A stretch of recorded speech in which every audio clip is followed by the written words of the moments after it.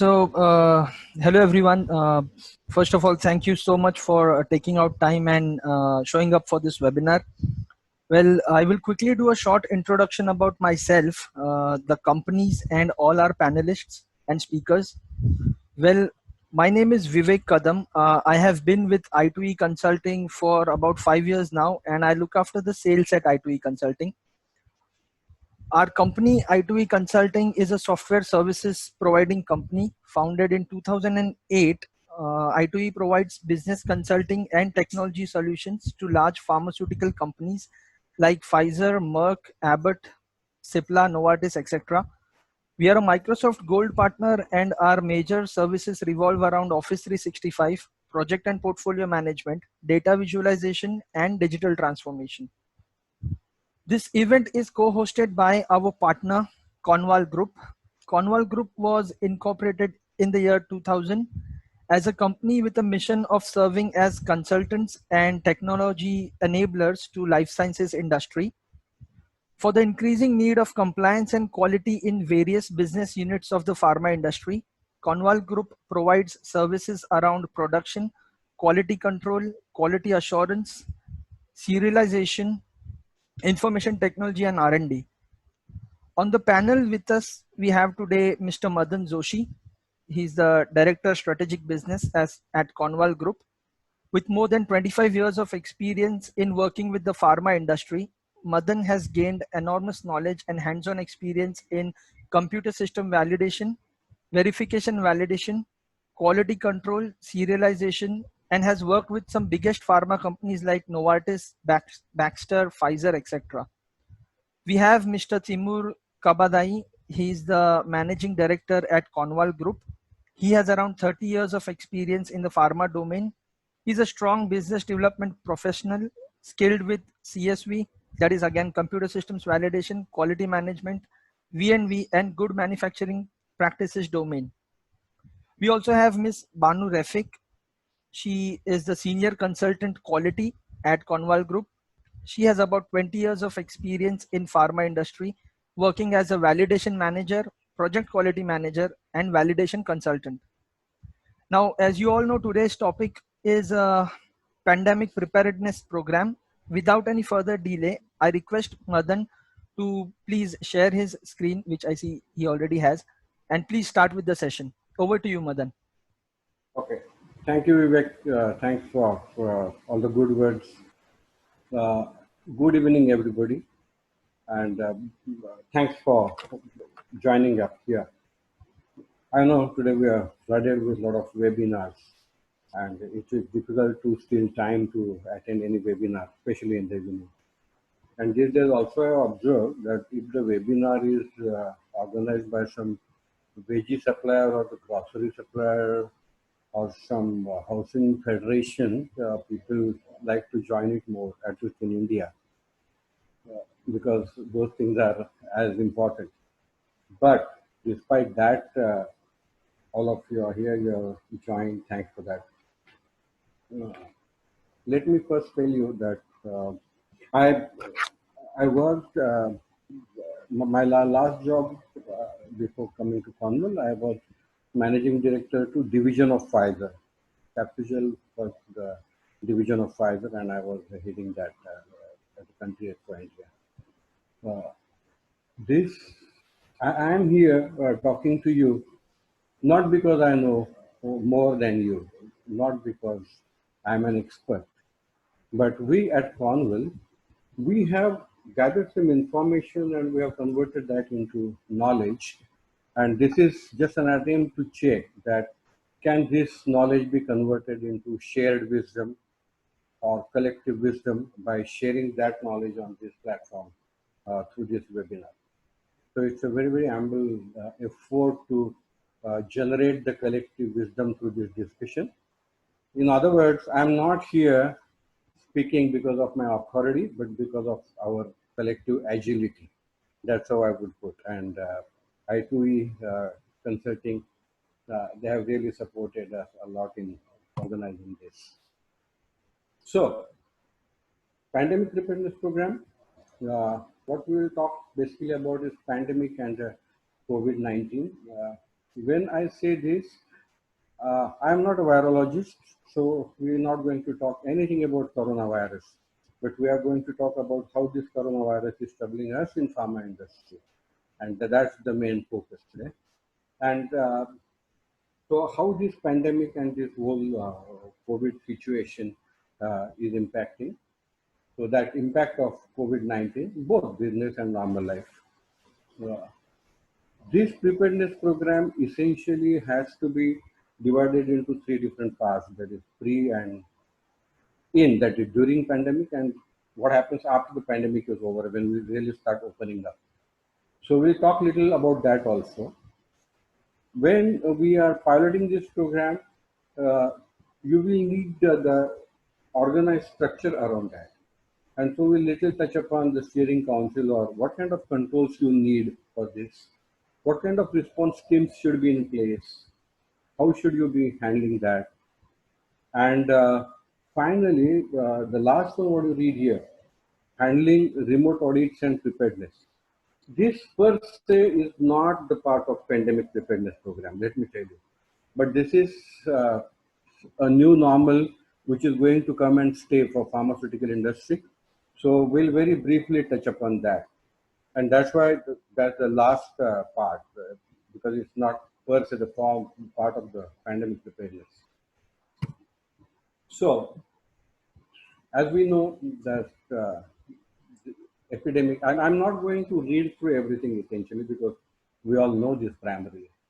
In this slide, epidemic, pandemic, and COVID-19 finally, we talked about the pre-preparedness, in preparedness, and the post-preparedness. That's what we are going to talk about. Here it's very, very essential to know epidemic and pandemic. Like when this epidemic is turning into pandemic, that you will have to keep watch on that. That's extremely important. And what is the period of pandemic preparation? Really speaking, constant. We should be having the pre-pandemic preparedness. Uh, I know you all are big wigs and stalwarts from pharmaceutical industry. Before the disaster recovery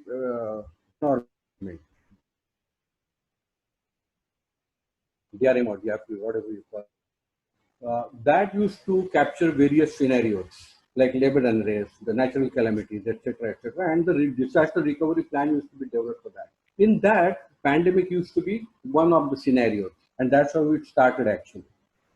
And today, we have the need to have a separate program for pandemic because of the heat what we are watching, because of the damage it is causing to entire world.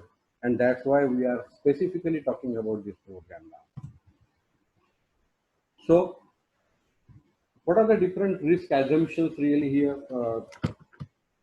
As we know, the susceptibility to the pandemic influenza is universal. Uh, Person to person transmission. This is an invisible enemy, as we all know. And this person to person transmission, it's really a big risk where the controls are really going out of hands completely, and everybody is wondering how to get over this. And the asymptomatic individuals who are there in the society. So all these are the basic factors which are really raising a huge alert. Now, when all this is happening, obviously, people's attendance will be very, very weak. Uh, Here it says that it can go as high as 40%, but it can go as high as beyond 50% also, and that's what we have watched also. And the longer lockdown periods, this is an unpredictable wave. We do not know when it is going to open really. So planning anything becomes very, very difficult. Honestly speaking, we all don't know how tomorrow is going to look like. And we in the industry have been operating with 3 years plans and 5 years plans and 7 years plans, and all those plans really come to stand still in this kind of pandemic. So the attempt is to check by good preparedness, can we get over that? can we do something about it? And finally, the most challenging situation is we are not able to mobilize any resources effectively during this because various other restrictions. In all other calamities, in all other scenarios, people go to help each other. So there is a help available for rescue, for the other support, whereas here, given that support is in collapsing, and that's really a huge challenge. And that is why we need a well-structured pandemic preparedness program. As we know that preparedness and program, these are the two different things. And we need the well-structured program because that is how it will reduce our anxiety. Mr. Raghuram Rajan, the earlier RBI governor, he said that this is the worst emergency after independence and the fourth recession since independence. I'm sure you all have read about it. Now, to get over that, we really need a sound program in place, which is well structured. And so we will little touch upon the preparedness also and the program also. The preparedness, as the Department of Homeland Security, DHS, you all know that. So FEMA and Federal Emergency Management Agency and DHS, both of them really define this. So what they say is preparedness is a continuous cycle. What is the cycle of? Of planning, organizing, equipping, exercising, evaluating, etc., etc. We can keep adding little things to this. And the common objective of the preparedness is to ensure effective coordination during incident response. Now, this effective coordination is very, very important because that is where the whole chaos can creep in and we get affected by the chaotic situation that gets created more than the problem itself. And that is why preparedness is extremely important. Program is nothing but just a series of activities, various activities when we put them together, that forms the program. So that is how this PPP is very, very important. If we have the structured PPP, we will have a good start at least to fight this menace. And as we always know that well begun is half done. So we can get over that. That is why you need the pandemic preparedness program. So what is its impact on business and normal life? That's what we are going to check. As we all know that business and normal life, they are actually very, very interdependent also. In this slide, if you see that, I don't read it through again, but we all are aware of all this impact this COVID-19 has on various aspects of our life. Okay, we have been hearing, we have been reading all this. It is absolutely horrible to read this news also. But also here you will read, pharmaceutical plant in Gujarat closed after 26 employees test positive for COVID-19. So not only healthcare professionals are getting affected, but even that happened in the pharmaceutical plant also. Second thing, for pharmaceutical plant, if the pharmaceutical plants get affected and when pharmaceutical plants are not able to operate, the whole flow of drugs is going to stop. So as much as SCPs are important, I think the pharmaceutical operations are equally important. Because if the drugs do not come out in market, nothing will work really. Business and normal life, if we see, as far as the business impact is concerned, as we know, 60% of the vaccines are produced by India. That we all are aware. And the volumes that India produces are amazing. Now, for example, in the API section, if you go to see, the budget was that by 2020 end, we will hit 6 billion. I don't know what happens to that now, but that was the focus that time. So lot of vaccines produced, lot of approved plants in India. API approved plants are more than 250 here. When this business gets impacted, it's going to have larger impact on the community as well.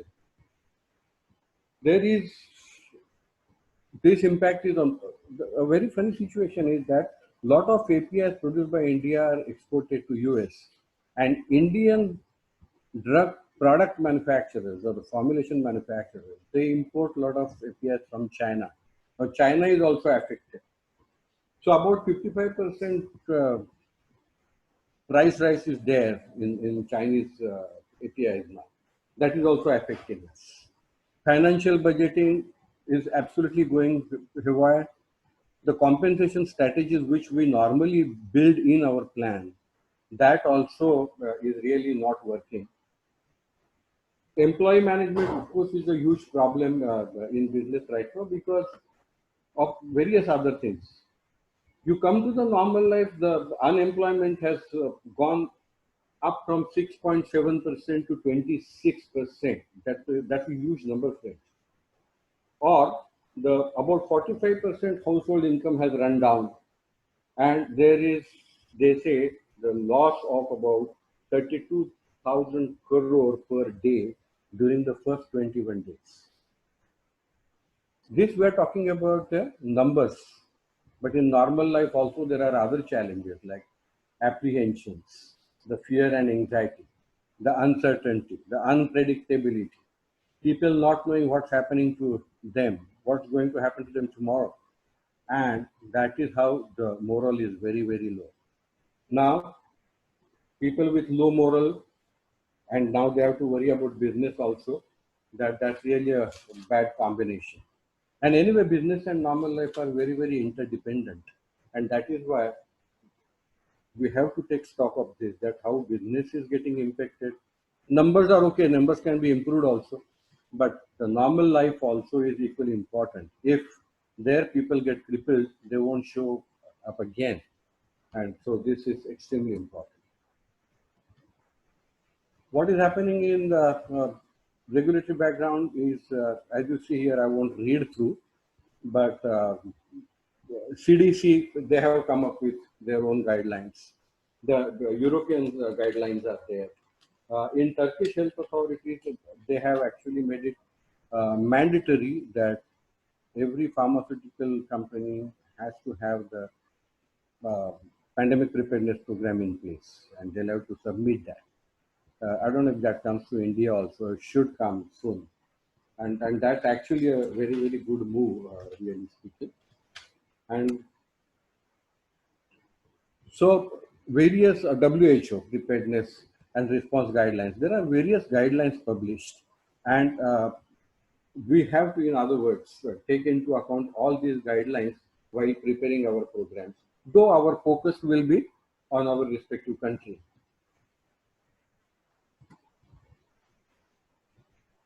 Yes. So this pandemic preparedness program now, uh, business continuity revolves around the ability to respond to sudden problems and maintain systems at high level of effectiveness and efficiency. This is very, very important. As we know, they say that who is hero? Hero is absolutely an ordinary man actually, but what the hero does, he finds strength to persevere and endure in spite of the overwhelming obstacles around. And that's what actually we will have to do now. And this power of response uh, sits in the pandemic preparedness program. And that is the message here. As we said that preparedness and the program, we will see how that goes hand in hand.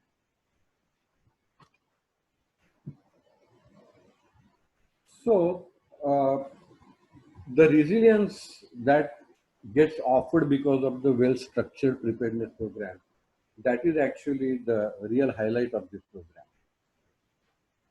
You think all other disasters, attacks, accidents, etc., etc., yes, we get hit by that also. But if you talk of pandemic, the impact is really so much out of proportion. And that has been the trend. As we all the man, everybody knows about it, is that the Spanish flu pandemic. That time about 5 million people were dead, and that whole thing lasted for 2 years. Now, what is the thing? This pandemic typically goes over the waves: the first wave, the second wave, the third wave. So, the moment you are restoring, you recovering, you are getting hit by the another wave, and that is how it keeps on happening, and that is why the business resilience plan for pandemic is very, very important. And the pharma operations, we want uninterrupted supplies to go out in the market. So the disruption has to be minimized. And so the program. I know repeatedly we're talking about why the program, but look at the magnitude of the impact. That's what right now we're trying to say. This is no need to go into the every dot here, but this is, let me tell you, this is a common structure which is prepared for any disaster recovery. Here, more important is the training and the communication plan. The others, of course, are always in place. That, for example, business impact assessment, the risk assessment. Nothing happens without risk assessment. But this is a common structure used for managing the disaster and ensuring disaster recovery. This is the structure used, and the pandemic preparedness program can also speak to the similar structure. We are not going to go to every dot here, but when we start preparing this program, all these things have to be taken into account. In other words, all these modules have to be actually crafted and drafted, and then these modules, how do they speak to each other, and then how do you integrate all these modules together? That is actually the secret of success of good pandemic preparedness program. So all these dots are very, very important, of course. Now, during this, what is important is the organization leadership. Now, there are two types of leadership. One is the business leadership, and there is the general leadership. Even in pre-pandemic situation also, when we want to start constituting these teams, suddenly we are not going to go there. So my submission here is that because we know that this is in and we are possibly going to live with this kind of problem, HR or whatever the respective departments, they will have to have an eye on individual capability, competency, talent, and find out what kind of leadership who gets and carries. And so this can't be started tomorrow when you want to prepare.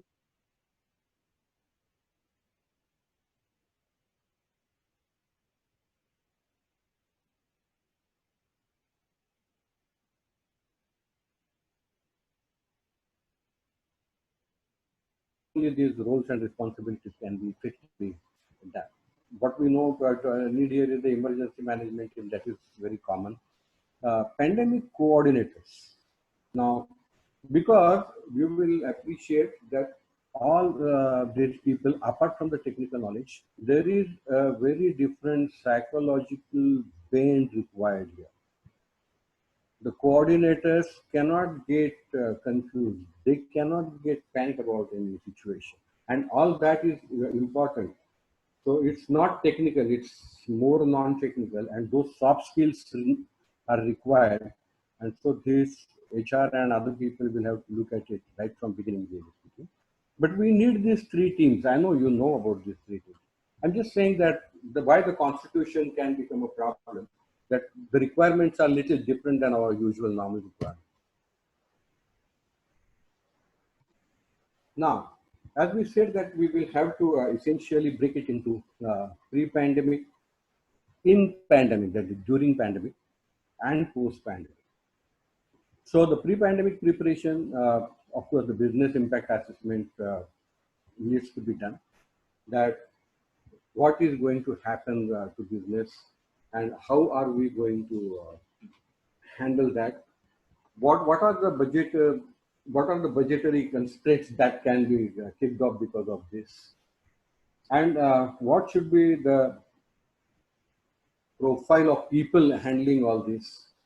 Setting emergency operation center. Now, in pre-pandemic, at least how you are going to set this emergency operation center. How does it look like? What is the constitution? How it is going to function? All that has to be in place, and this must be communicated to people in the organization. They should know something like this exists, and it is very, very vital. You may not want to use it for next 100 years, but it is there in the organization, and they are part of it. That loud message has to be conveyed to people actually, and that is why the communication plan and the platform required for that is very, very important. This is very, very tricky. Without creating any scare, you have to do it. You are doing it for assurance and not for scaring people. But these priorities are very, very important, which is a pre-pandemic thing. Here again, we are not going to read everything, but as the pictures also suggest, you basically first define what kind of organization you will need to handle the pandemic situation, especially the pandemic situation. We are not talking about any other disaster, pandemic. And then we sort of build that little organization. And in that organization, we start defining their roles. What are the responsibilities? What everybody is going to do. While doing this, it appears very simple when you read it or hear it.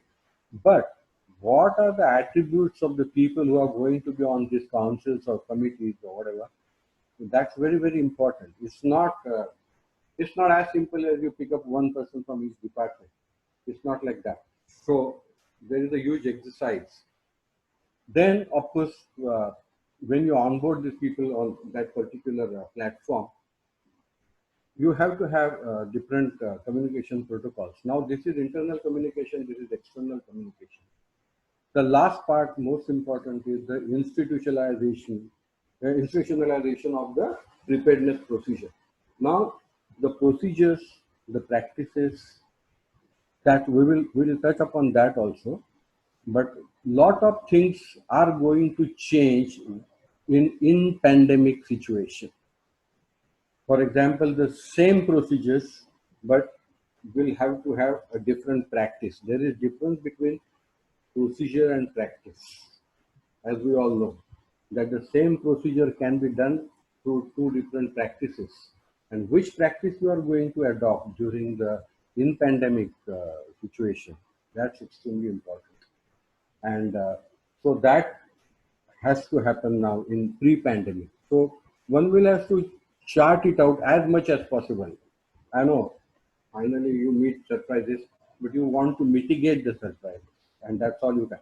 In other words, you are trying to control what is controllable. We can't control what is not controllable, obviously. So in pre-pandemic, as we all know, that one will be required to work from remote, and that is why that preparation also has to be done in the pre-pandemic thing. Yeah, Vivek has put here the poll. Yeah, people can answer the questions, and we'll make a note of it later on. In the meanwhile, Yeah. Madan, you can continue. Okay, okay. So, so friends, please answer this. These questions are there to understand. Are we thinking about it on the right line or not? That's all. Coming back to this pre-pandemic thing. So, when you want to work remotely, all that preparation has to be done before, and the testing of it, everything has to be in place, and it essentially has to form part of our pre-pandemic preparation. Establishing HR policies, and why we are saying is now in this situation, uh, the policies have to be situation friendly. That's very, very important. reevaluate the leave of absence policies, all that we are saying, because here you have to look at all the policies differently. You can't form the policies when you are entering the pandemic or in pandemic situation. So in the pre-pandemic, all this also has to be thought of, and this has to be kept ready. The travel advisory, as we know that what can happen during the pandemic, that structure of the travel advisory, structure I'm saying, the details can be filled because you don't know which area is affected, etc. That you won't know at this stage. But the skeleton of the travel advisory, or for example, the requirement of getting quarantine when you return from the travel, whether you go for travel absolutely or not, how do you decide the business essential travel? All that skeleton has to be formed, and then you can refine it while you are entering the pandemic situation, if your skeleton is ready. Otherwise you will start forming the skeleton itself when you are entering it, and that can lead to the chaotic situation. Strategy for managing impacted site SOBs. Inside various things, as you know, various things are going to be impacted, various things, and that has to be studied. If you have the if you have the opportunity, possibly you may think of a complete separate entrance also, so that your sanitization and your disinfection becomes easier. To that extent, one will have to go really. But it depends on the structure and the setup, that everywhere it will not be standard. But certain SOPs and many SOPs, we will come back to that as we get into in pandemic, but many SOPs will have to be changed, and that strategy has to be done in pre-pandemic.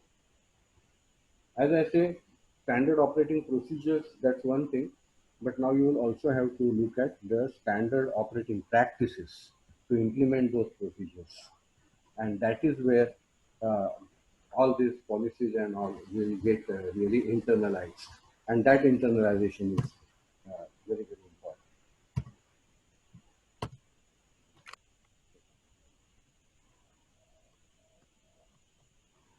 Vivek, Yes, Madan. uh, oh, sorry, yeah, it went one sec. It was not getting navigated after the poll was put.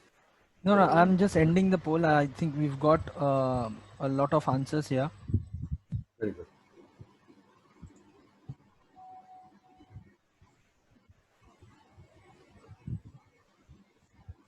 Yeah. Oh, yes. You want me to continue or you are waiting for the poll? So you can continue. Okay. Okay. I Sorry for that interruption. So the pre-pandemic preparedness, the later part of it is actually identify the appropriate product mix and conduct financial assessment with focus on pandemic situation.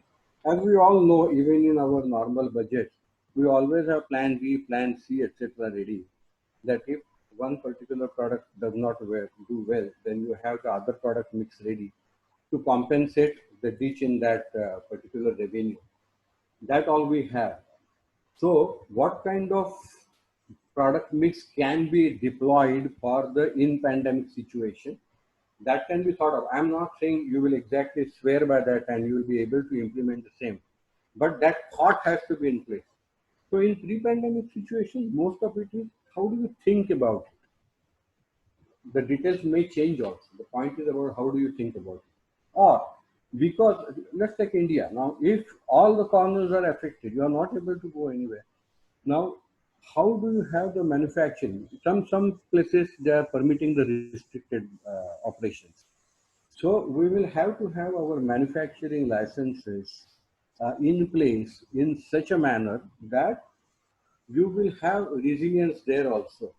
You will have proper flexibility there also. That if south is not working, you have an option of going to north and continue producing and so continue your supply chain. That kind of flexibility has to be there. This flexibility cannot come when you are entering the in pandemic. It has to be a pre-pandemic exercise. Then the third one, you can't just have the license because nobody will keep the license, and when you're not going to him or her at all, that will absolutely get invalid. So you will have to have your manufacturing plans also in place in such a manner that wherever you have made these provisional arrangements, they are engaged meaningfully, if not gainfully, at least meaningfully. So the meaningful engagement of provisional license holders in your main operations is a very, very critical aspect of pre-pandemic preparedness. And if that is not in place, nobody will come to support you in the in-pandemic situation. And we will have disrupted operations. As we know, the supply chain now today, we have got a lot of different tools and applications to manage the supply chain. And but supply chain, you have tools and applications, but basically the goods have to come and enter the supply chain. No? That is very, very important. So all this has to be in place. And this part, the product mix, the manufacturing preparedness in case of problems, uh, having the right licenses at right place, having the meaningful engagement of all these stakeholders, and making them effective partner of your preparedness program. That is very, very important. They may be absolutely external to your core operation, but then you'll have to make them part of this program. The last one, the right appropriate SOPs. These SOPs are again to suit this only. How are you going to handle all this? Now, here if you see, the SOPs will be the practices, procedures, and operations also. Uh, I will give you an example. For example, if uh, let's say disinfection. Now, there are two things we are observing in the houses also, that you can sanitize or you can wash hands with soap water. Now, these two are the practices, and disinfection, that is the procedure. Now, for example, we all have the decontamination tunnels, or when we receive the material, maybe one will have to think of some other procedure there now, or uh, in the operations, to avoid the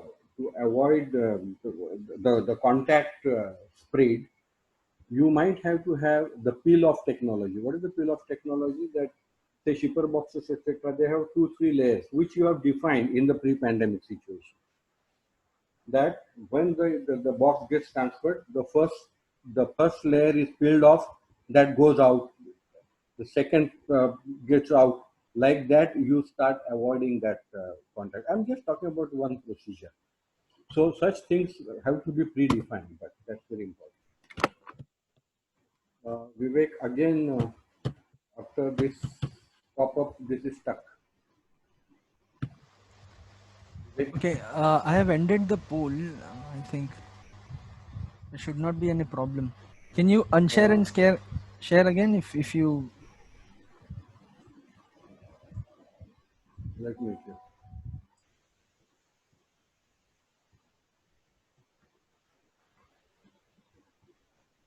Okay, I apologize for the inconvenience, everyone. Yeah, sorry friends, for this.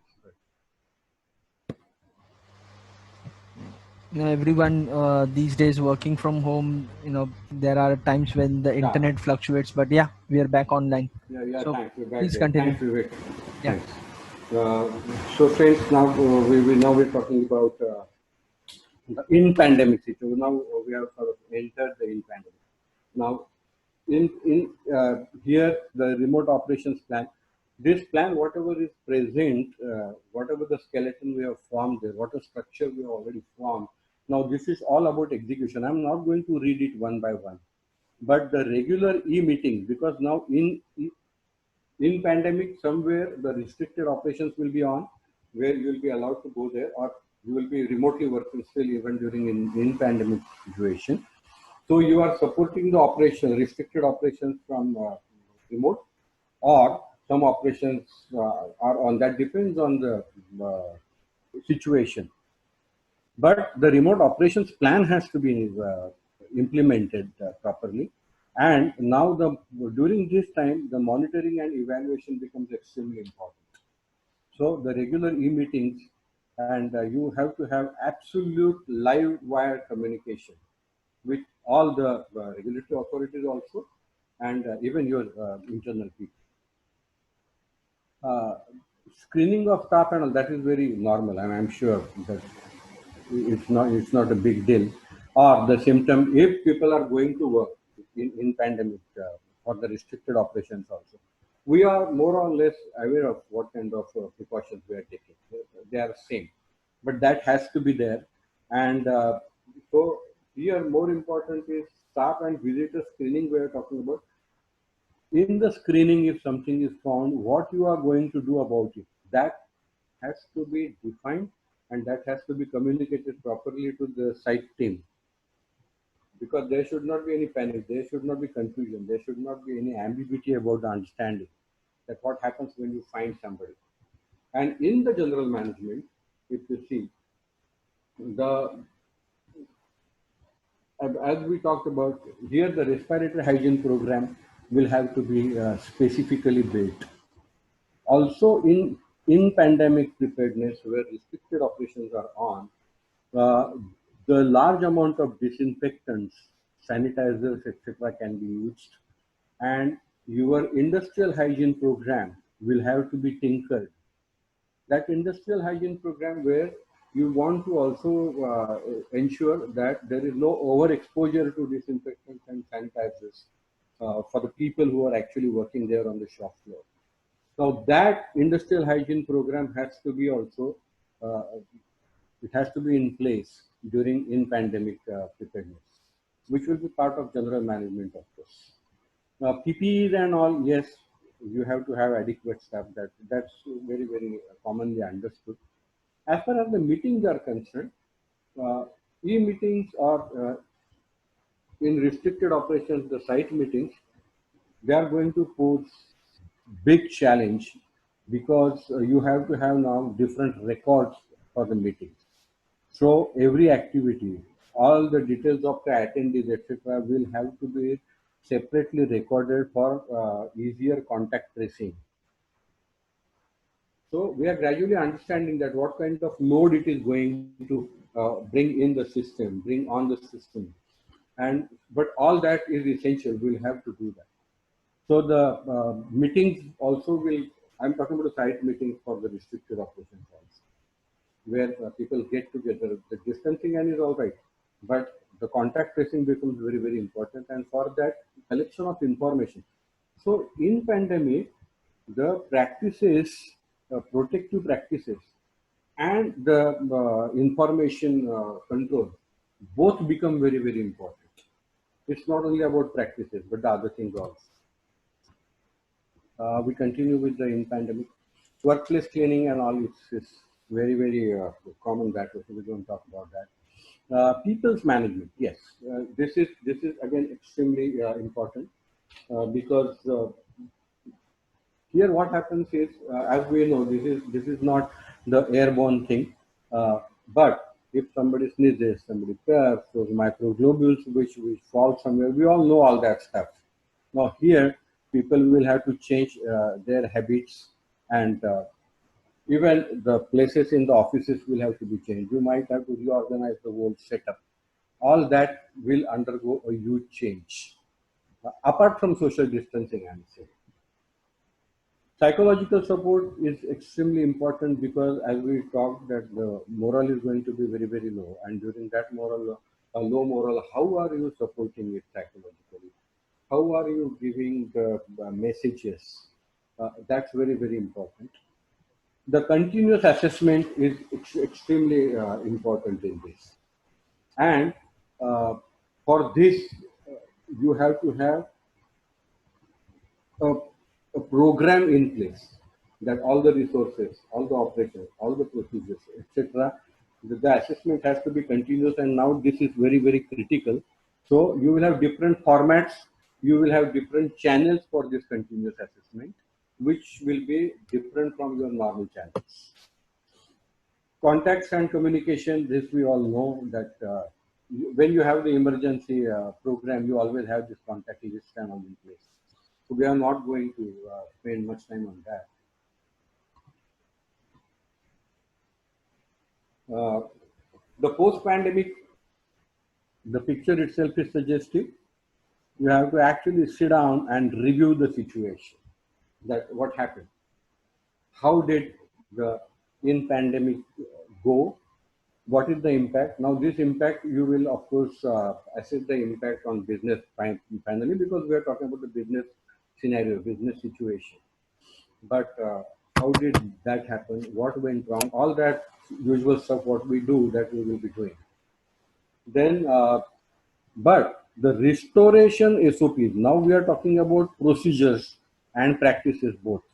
As we know, even for the governments today, locking down uh, is little easier than opening up, because opening up has its own problems that precipitates very different scenarios, different problems, and that time it again can get out of control.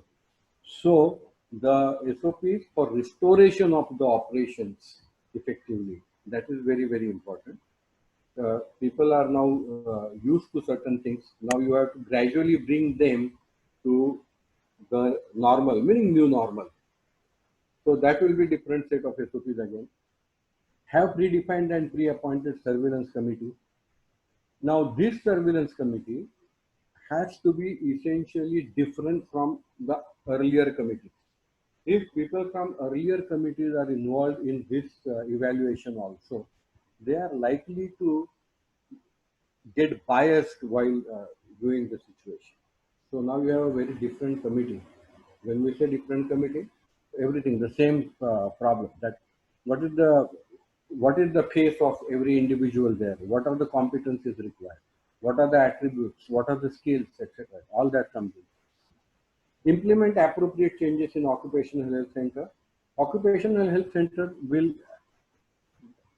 undergo massive change post pandemic for some time, because of the apprehension of spread, and so a lot of practices there will change. Assess the operational efficiency we talked about, and the performance also, how it went and how it's going, etc. etc. Continue communication with regulatory authorities. That I'm sure during in pandemic also it continues, but post pandemic also this has to be. And as I said, if somewhere in some geography, if submission of these plans is essential, is mandatory, then that has to be prepared. Now these reports have to be prepared as we are facing everything, so that you are ready to submit to the regulatory authorities as and when required. Post-pandemic with help of HR and administration. Now here, like government and all, we are not going to announce any package or something, but surely you have to assess the damage. And here, because human resource is the most important resource of any operation, any organization. So you have to assess what is the damage caused to the families, what is the damage caused to the employees, and their proper communication. You will have to have separate set of counselors during this post-pandemic situation, where they go closer to these people, understand their problems, give them the solution if possible. If not, at least train them to deal with the problem more effectively, because everything may not have the solution. Now, and we all talk about the new normal life, but how to lead that new normal life, that this special set of counselors will have to do this. Friends, during all this, during in pandemic also, and now even post pandemic, we all keep talking about the physical immunity, and we take various things. We take arsenic amalgam, the homeopathic things. We take herbal decoctions and things like that. But emotional immunity is as important. And if your emotional immunity is intact and in place, then only you'll be able to lead the effective new normal life. And that maintaining that emotional immunity is the major job of this post pandemic. We all know that when we pass the trouble, after that we start feeling the pinch more, because in pandemic you were busy handling it, and post pandemic all that precipitates in a very different shape and manner. And during this support is very, very critical and required. Motivational programs, people who did very good supportive jobs during all this cycle, they can be rewarded, they can be recognized. Now these rewards are not that they continue to do it because you don't want to see another wave, you don't want to see another program. But if people have done good job, you have to have the motivational initiatives also in place. All this collectively will give an assurance to the employees that we are in safer hands. Pandemic can hit us, but our employers, our management, our organization, that will never hit us. They will always hold our hand in whatever the situation. And that is extremely critical for our future course. So we have come to this stage where we are there now. We are there. We have passed the post-pandemic also, and monitoring everything has happened. All this requires, when we say what we have talked about, all this is that for preparation of this program, it's very, very essential that you start much early, keep monitoring, keep evaluating, assess everything, and finally the report has to be prepared. You have come out, and very strategically this report has to be shared also. You can't be just sharing the report like that. And another thing, you also should repeat what went right, and whatever has gone wrong, you will have to prepare those reports also here. The restoration of normalcy in all business processes, and have specially designed reporting tools and management system in place. Though we are talking about it in post-pandemic, this actually will start from pre-pandemic stage. The good news is that we successfully do the pre-pandemic and in pandemic, then we will reach there where now you are not reviewing on the table, but you are looking at each other happily and possibly congratulating each other. And as we always say, every crisis has a hidden potential opportunity. So maybe businesses can have different opportunities. For example, some pharma companies, they had opportunity during this also. Eli Lilly and Gilead and okay. So we said the remote audits, though this is not part of pre-pandemic, this will come to stay now with us because the site visits, etc., will be difficult, and uh, so handling remote audits is a different skill. It's a different game altogether, and for this, people have to be trained properly. And so you need the proper IT infrastructure. That is the second stage when you actually start site tours and all. But before that, the review of the audits, uh, remotely you are facing this audit through the document audit or whatever it is. For that, people have to be trained, and this has to be practiced, and this has come to stay. We conduct, Convil, we have a separate wing for auditing also. We conduct the site audits also. Point is that henceforth possibly you will not. Simple thing here, you see the last one, the proper, even if you go with the hard hats fitted with the cameras where you are showing the operations to the remote auditor, the proper illumination has to be there. Now, how do you ensure that? So you will have to have that already in place, or the gadget you are carrying to show the shop to the auditors, that has to be friendly, like you have organic vapors, etc. You should have permission to carry that gadget over there, and it should be uh, environment friendly gadget. It should not precipitate other accidents, etc. Handling remote audits is going to be a very tough task, and the apprehension is you are going to save a lot of money, energy, time, everything. And if that is very successful, friends, trust me, it's going to stay there. Even if the situation is not there, for the very comfort and advantages the remote audit offers, it will come to stay with us. And so we have to be prepared for the remote audits also, taking opportunity of this current situation. So what we do is that we also offer this pandemic preparedness services. What we can do is, as you know, we are a consulting company. So we can prepare the whole program for you. We can train your people. When we say program, the structure, the skeleton, the related SOP, the related documentation about it, the related formats and templates for the reports, etc. and the training of people. That's extremely important. So these are our contacts. Mr. Timur Kabadai, he is our managing director. He is based out of Istanbul, Turkey. And so if anybody needs services in this, you can. Once again, this is not a promotional webinar. Please don't mistake. But we are just informing that in case somebody needs this, we are there to support. Idea was to share knowledge to get the collective wisdom. So that is what it is. And now, so thanks for your patient audience. We can go quickly over Q&A. Vivek, I hope you have time Yes. for the. Yeah, no problem. It was a very informative session, Madan. Thank you very much. We've started getting a few questions here. Yeah, I'll read out to you, and in from our panelists, you can decide who will take the questions. sure. So the first one I see here is the one that is very common. Will the presentation be shared?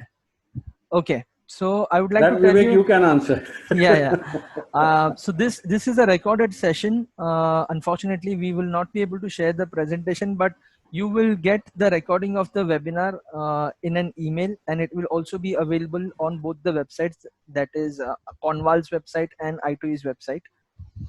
The next one I see here is, who should author or own the PPP, Pandemic Preparedness Program? Is it EHS or HR or general management or someone else? Yeah. So, Timur and Banu, should I take it? Madam, please go ahead. Okay, thanks, Timur. So, as we said, it's a great question. Thanks for the good question first. As we said, that the disaster recovery plan and all these other things which are typical EHS babies, okay, and those are EHS programs. Pandemic preparedness actually should be owned by the general management. General management will rope in all these other faculties, but it's not only for, because as you know, it is touching various other things. So it's a general management. That's how I look at it.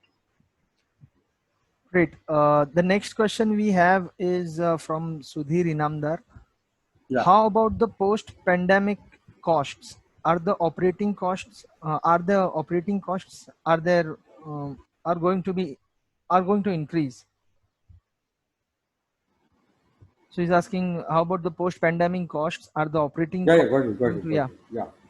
Timur, do you want to take that? Yeah, sure. My feeling is, what I see is also with the other companies, like here we are working with very closely with Novartis and then GSK, and then what we see is definitely there will be like the cost will be increased on the managing the mainly the workers, who are working in the companies and all that stuff. So that's gonna increase for sure.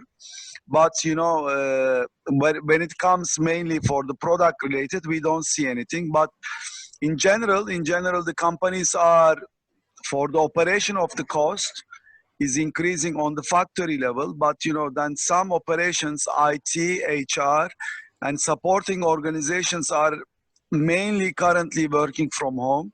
And then working from home, and then if you have established IT systems to support that, so that's reducing the cost. And then overall, what we see is, if you manage these IT technologies for your favor, then we see is in general operating costs, because of what we invest in the companies for prevention of pandemic, is a balance between the costs that you will be saving while people are working from home. That's what we see. Yeah. So that's my 2 cents. Madan, up to you. If you want to add, please do so. No, absolutely on dot, Timur. And Mr. Sudhirinam, that we also talked about the compensation strategy, if you remember. That was for, of course, the business impact, etc., etc. But this cost will have to be compensated also, because somewhere it will go up, and as Timur said, somewhere you will get it reduced. I don't think at the bottom line you will have huge impact on the cost in post-pandemic thing. some practices may change outside, but the core manufacturing costs may not go up. No. Okay, great. The next one we have is all pandemics may not be of the same nature as COVID-19. Example, some pandemics may not require social distancing or home working, etc., but may have different requirements. How does one incorporate all possibilities in the PPP? This only by definition. Yeah. I mean, that's what is written. All right. So Again, you, a very good question. As we said that this is the first one after independence. Uh, Mr. Raghuram Rajan, I told you that what he has said, that this is the first and worst emergency after the independence we have seen. I agree that every virus or every microbe for that matter does not behave in the same way. What we are talking about, as we said, the details may change, but the structure will remain same. You may not require social distancing, but you may require, if your structure is ready, it is easier to tinker with that. It is easier to fill in the details when you are actually entering the situation. But if your structure also is not there, then you start with a very chaotic situation. And during that panic, possibly you don't get an opportunity to do the right things, but you are sure of doing wrong things. And that is why I fully, thanks for the good question again, that this is very true that you may not have another corona, but you may have some different thing. Okay, but the structure has to be there. And during in pandemic, when you are entering there, some tinkering is required. Yeah. Right, Timur or Banu, do you want to add? Perfectly fine, Madam. Thank you. great. The last one we have here is what is expected period time for establishing pandemic preparedness program? Is it dependent on organization size? Yeah, one word answer is yes. But Timur, do you want to take that? Or we'll jointly do it first? You can add. You know, thanks, Maran. What I would say is would it depend on the organization side? You know, for preparation this program and then thinking about it, I don't think so. You know, the approach is, you know, when you establish the approach, that should be applicable to, for example, for all sides of the organization. For thinking, maybe not, but for pushing back to the organization, definitely there should be time, and the time is, I would say, right now. It's not like tomorrow. You know, it should be right now. That's what I can add. Madan, up to you. Thanks. Yeah, thanks, Timur. Yes, timeline wise, yes, 100%. In fact, Timur has already answered that also. The size and operation will become very, very important when you actually go to draft it. There it will impact. But otherwise, that is independent of the size because the structure concept is same. So all the conceptual work will have no relationship with your size and shape. But once you start preparing that, because you see, first what we will do, we'll have to do the risk analysis. What is the impact of it and where you want to plug it. All that when you start filling those details, that time, yes, the size of organization will matter. So Okay. in registration also we have asked that, if you see. So there it will matter, but that's not the main driver. Okay. Okay. I think we don't see any more questions. So everyone, if you have any questions, we have already extended the time limit, but that's fine. We'll wait for 1 more minute, and if we do not have any questions, we'll call it a day. Oh, we had more time at hand, Vivek? No, I think we are already, this was for 1 hour. That's we what, have, in fact, I thought. Yeah.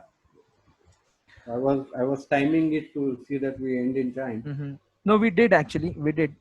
So I don't see any questions coming in. All right, then I would like to thank everyone for showing up for this webinar. Thank you so much, Madan, Timur, Banu, everyone on the Thank you so much. Just I Was- wanted to add here just while we are living. I In think, India, yeah, go ahead, Madan. I think we have one question here. Conval Group is called that. Yeah, let me just complete this line. In Yeah. India, Conval Group is called as Life Science Consulting Private Limited, and our Director Operations, Mr. Arjun Guha Thakurta, is our Director Operations for India. So the name is a little different. That's why I thought quickly let me share. Sure. Okay, We thanks. will be sending out emails to all the attendees. They will Yeah. get all the information. I see one question here. It says in aseptic area, if a person is tested later as COVID positive, what should be done to the materials and products handled by the operators, and what will be the fate of the batches during the period when the infection was not identified? What needs to be done as part of deep cleaning to open the facility after it is stopped due to COVID case on site? This is a big one. Do you want me to Yeah. repeat it? No, it's all right. I mean, Timur, Madan, that's for sure up to you. That's okay, for okay, sure thank up you. to you. I am over there, speechless. That's up to you. Please do so. Thank you, Timur. Thanks. So here we are. This is a mixed question, and so we are talking about opening up. We are talking about a COVID case or any infectious case found in the operation who had manufactured some goods. Am I right in understanding the question first? Vivek, does it say the same thing? Yeah, this talks about okay. This talks about the person tested positive at a later stage. Yeah. So let us understand that the entry is going to be controlled.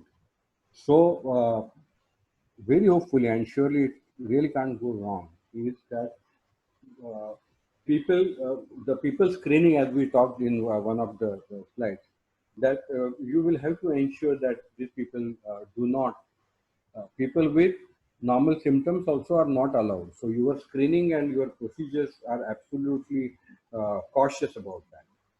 Now, after that, because of the external spread, if somebody is detected for that, in the tracing, you will have to only check what all was handled by that person.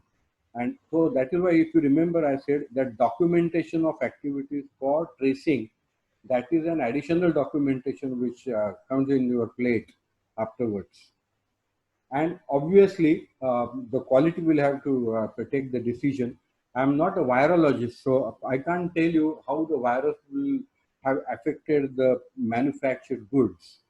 But we will run it through the regular quality process, I'm sure. Beyond that, I don't think anything can be done for that manufacturing. Okay. Second question was, how do you open up? Was that the question? Sure. So the next part was what needs to be done as a part of deep cleaning to open the facility after it is stopped due to the COVID case on site. Yeah, so that's what we said, that in the post operation, for example, if you did not have any restricted operation permission also, and you are completely locked down and you are restarting, then the complete sanitization, the complete disinfection, then the swab tests for the presence of virus, all that at the critical places. First thing, you will have to disinfect and get sanitization done in every corner, every corner.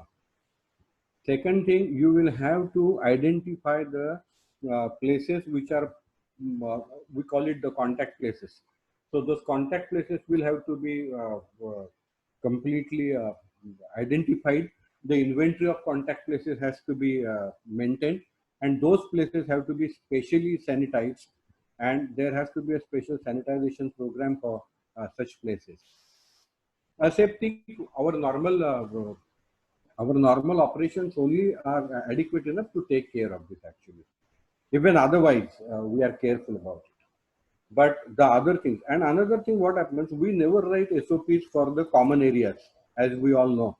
They are basically operation sensitive, and operation intensive also. But in this case, what happens, you'll have to write your SOPs even for the common areas. And what the question is asking is about those areas also, that opening up the common areas is a huge challenge. Otherwise, manufacturing, we have our operational controls in place, more or less. So yes, Okay. it's enhanced sanitization and testing. Perfect. So yeah, I don't see any questions coming in. Again, thank you everyone for joining the webinar. And like I said, the recordings of these webinars will be shared with all the attendees. They will also be available on our websites, that is Conval Group's website and I2E Consulting's website. We do webinars fortnightly, that is twice in a month. And thank you for attending the webinar. You'll be getting updates about our upcoming webinars. I hope to see you all there. Thank you everyone, and Thank you thank so you, much. Madan. Thanks to everybody for attending and joining. And thank you, Timur, Banu, Vivek, everybody. Thank you so Okay, much. bye bye. Bye bye. Thank you all. Stay home and Bye. stay safe everyone. Thanks. Bye bye. Bye-bye. Bye.